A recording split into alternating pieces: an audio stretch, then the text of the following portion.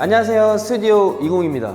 제가 지금 나와 있는 이 현장은 올해 준공된 따끈따끈한 70평대 신축 주택에 나와 있습니다. 구조를 좀 설명을 드리면 넓은 주방 거실, 그리고 방 3개, 그리고 화장실 2개, 드레스룸, 보조 주방, 그리고 넓은 테라스로 이루어진 주택입니다. 부부와 어린 자녀 2분, 그래서 4인 가족이고요. 이번 현장 같은 경우에 저희한테 좀 특별한 게 건축 설계 단계부터 저희가 참여를 해서 인테리어 마감까지 전부 다 저희 손으로 만들어낸 현장이거든요. 일반적인 인테리어 설계 사무소에 설계를 맡긴 게 아니라 저희가 설계를 한 걸 토대로 승인받고 인테리어 마감까지 고객님께서 믿고 맡겨주셨습니다. 인테리어 디자인 회사가 건축 설계에 참여하면 어떤 점이 다른지 이번 영상을 통해서 조금 확인하시면 좋을 것 같고요. 지금부터 어떻게 저희가 구조 설계를 하고 디자인 잡았는지 설명드리도록 하겠습니다.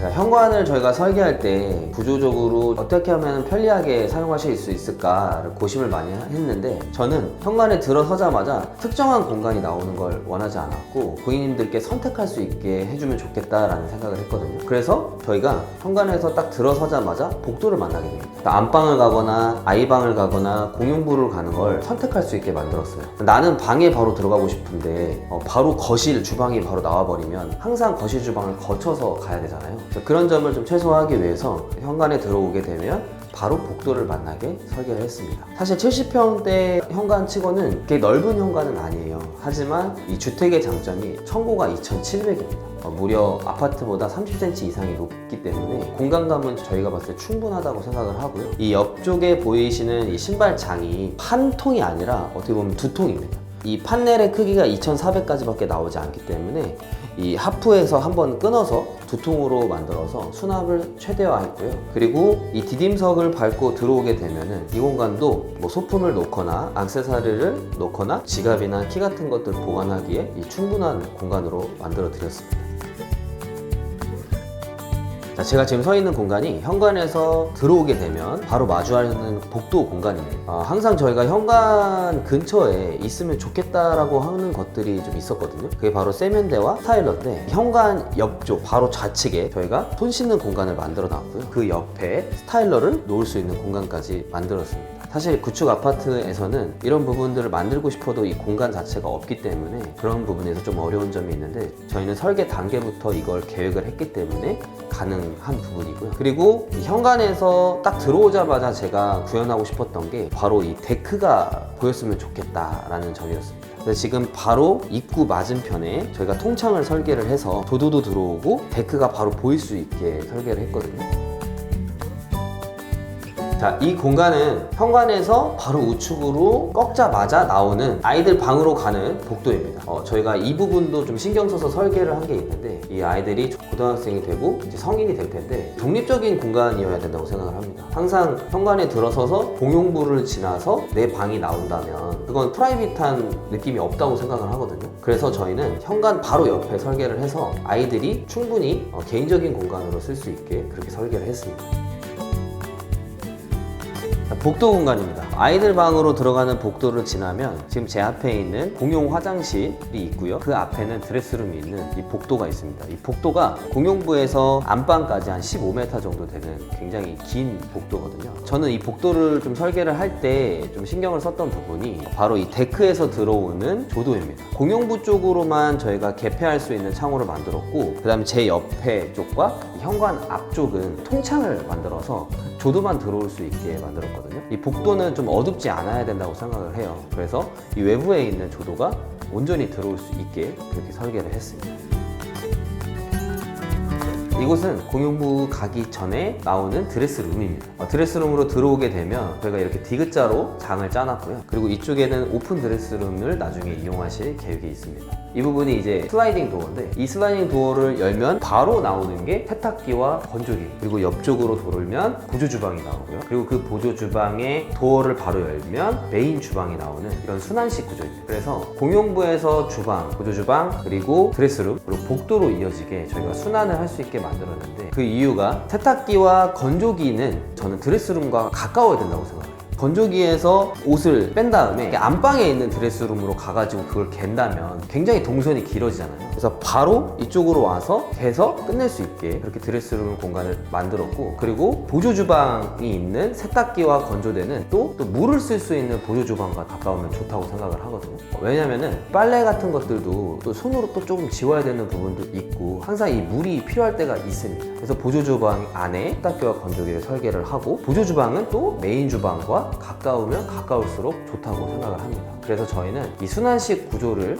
이 주택 설계를 할 때부터 생각을 해서 이번에 적용을 해봤는데 굉장히 만족할 만한 이 순환식 공간이 나온 것 같습니다. 자, 공용부 설명을 드릴게요. 지금 보이시는 화면처럼 공용부가 정말 깔끔하고 딱 떨어지게 설계를 했습니다. 그 비밀은 저희가 나중에 좀 설명을 드리고요. 주방을 먼저 설명을 드릴게요. 이쪽부터 설명을 드리면 이 오븐과 커피 머신을 수납할 수 있는 장도 설계를 했고, 그리고 저 끝에 이렇게 팬트리 철물을 달아서 수납이 용이하게 도와드렸습니다. 그리고 제가 있는 이쪽 같은 경우에는 이렇게 따로 소가전을 수납할 수 있게 만들었고, 이렇게 도어를 넣게 되면은 이렇게 하프장으로도 비어져 있는 상태로도 쓸 수가 있습니다. 그리고 냉장고 옆쪽도 수납장으로 짜여져 있고, 이 부분도 또 팬트리 철문을 넣어가지고 수납은 정말 부족하지 않게 짰고요. 현관에서 말씀드렸다시피 청고가 2,700이잖아요. 그래서 이 위에 장들도 굉장히 수납이 용이하게 전부 다 꽉 채워서 설계를 해드렸습니다. 아일랜드를 설명을 드릴게요. 이 벽부터 이쪽까지의 공간이 6m가 조금 안 되는 공간인데, 지금 이 아일랜드의 크기는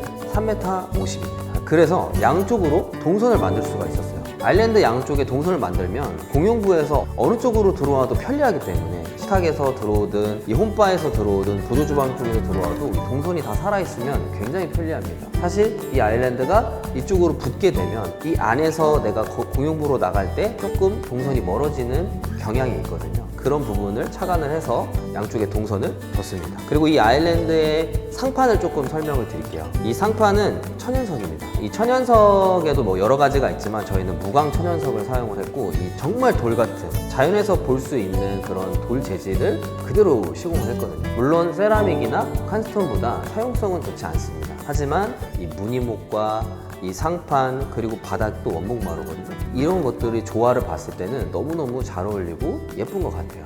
자, 홈바 쪽을 설명을 드릴게요. 이 보조 주방에 이어지는 면에 저희 홈바가 있는데, 지금 보시는 것 같이 굉장히 깁니다. 한 2m 정도 되는 넓은 홈바가 있고 양쪽으로 수납장도 존재하거든요. 그리고 저희가 이 아일랜드에 썼던 소재, 그 천연석을 이렇게 말아서 벽까지 올렸습니다. 그래서 거실에서 봤을 때는 좀 일관적이고 통일성 있게 디자인적으로 좀 완성도 있게 마감을 했습니다. 자, 그리고 제가 아까 주방 전에 설명드리려 했던 부분, 공용부를 넓게 할 수 있는 디테일, 그 비밀이 이 홈바 옆면에 지금 숨어 있습니다. 이게 무슨 말이냐면 이쪽 거실 쪽 벽면과 홈바의 벽면 라인을 저희가 맞췄는데, 그렇기 때문에 이 소파에서 주방을 바라봤을 때 훨씬 넓어 보이는 거거든요. 자, 그렇게 만들려면 이쪽 옹벽과 이쪽 옹벽 라인을 맞추는 게 아니라 사실은 이렇게 50cm 이상 안으로 들여야 됩니다. 그래서 건축 설계를 할 때 옹벽을 이렇게 안으로 들여서 시공을 해달라고 요청을 해야만 저희가 홈바를 이렇게 시공했을 때 라인이 맞는 거예요. 실제로 그런 주문을 하지 않으면 옹벽 라인을 그대로 맞춰놓기 때문에 홈바를 시공을 했을 때 여기서 50cm가 앞으로 튀어나가게 됩니다. 그렇게 되면은 지금 저희 아일랜드 동선이 안 나오거나 아일랜드를 또 더 줄여야 되는 이런 불상사가 생기게 되거든요. 건축 설계를 할 때 이런 디테일한 것들을 인테리어 회사가 개입을 하게 되면 충분히 디테일을 잡아서 이렇게 마감을 할 수 있다는 점 참고하시면 좋을 것 같습니다.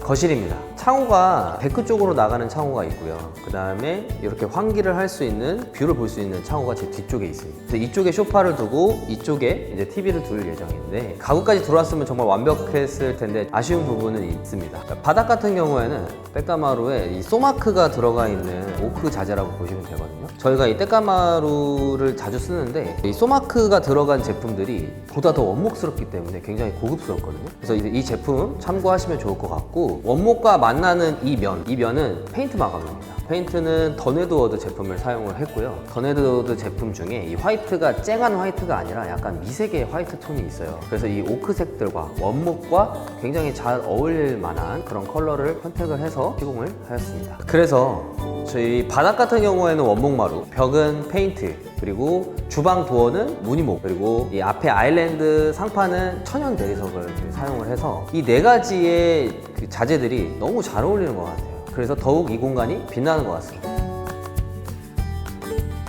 거실 욕실입니다. 저희가 이 거실 욕실을 설계를 할 때 고객님께 요청사항을 들었던 게 아이들이 충분히 놀 수 있을 만한 욕조를 만들어 달라고 말씀을 해주셨거든요. 자, 그래서 이 욕실 사이즈가 4,800에 2,400, 굉장히 큰 욕실을 저희가 설계를 했습니다. 그리고 집 한가운데 있어서 공용부에서도 사용하기 편하고 아이들 방에서도 사용하기 굉장히 편한 곳에 위치를 해 있고요. 설명을 드리면은 문을 열자마자 보이는 공간이 이 세면대입니다. 그래서 바로 손을 씻고 세수를 할 수 있게 만들었고, 그 옆쪽에 대형 욕조가 있습니다. 이 조정 욕조를 만들었는데 아이들이 아직 어리기 때문에 약간 이제 미니 풀장 같이 사용할 수 있을 거라고 생각을 해요. 그리고 제 뒤쪽, 이쪽 부분에는 샤워 공간입니다. 그리고 이쪽 부분은 양변기가 있어요. 근데 양변기 쪽에 이 유리도어를 안 달고 이쪽만 달면은 통일성이 좀 깨질 것 같아서 전부 다 달아드려서 진짜 좀 호텔 같은 모습으로 설계를 했거든요. 이 욕실의 층고도 굉장히 높아서 저희가 최대한 이 욕실에 어울리게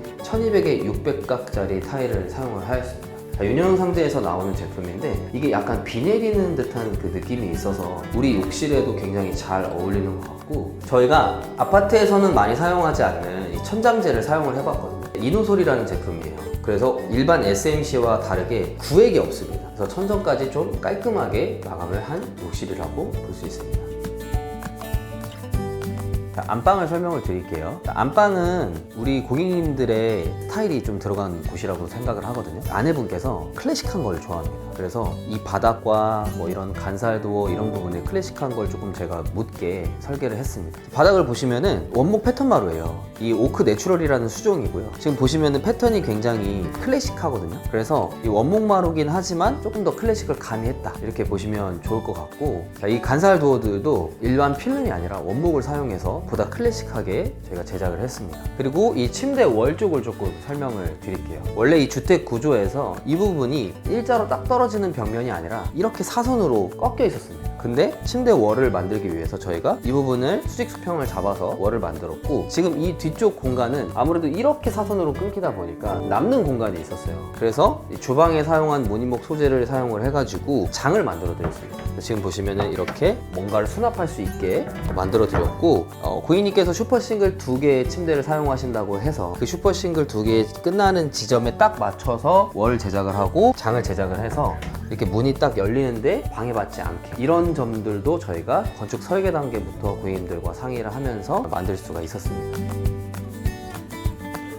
안방 화장실입니다. 안방 화장실도 고객님이 취향이 물씬 날 수 있게 클래식한 느낌으로 저희가 설계를 했거든요. 우선 기본적인 타일은 베이지색 600에 600값짜리 포시린 타일을 썼고요. 그 다음에 지금 이 세면대 위쪽을 보시면 좀 클래식한 세라믹을 사용했어요. 그래서 안방 화장대부터 시작해서 세면대 이 상부, 그 다음에 지금 이 선반 쪽 뒤쪽 면이나 아니면 이 샤워 쪽도 전부 다 이 세라믹을 사용을 해서 클래식 느낌을 냈고요. 자, 그리고 세면대와 수전, 그 다음에 샤워 수전까지도 콜로에서 나오는 클래식 라인으로 저희가 설계를 해가지고 전반적인 무드가 클래식하게 마감을 할 수가 있었습니다. 이번 현장은 어떠셨나요? 자, 이번 현장은 저희가 좋아하는 자연 친화적인 소재, 그리고 고즈넉한 느낌, 그리고 구조적으로도 너무 만족했던 현장인 것 같습니다. 저희가 설계 단계에서부터 참여를 해가지고 고객님의 어떤 의견을 듣고 저희가 구조적으로 도움이 될 만한 인테리어적인 요소들을 많이 말씀을 드려서 이런 결과물을 얻은 것 같습니다.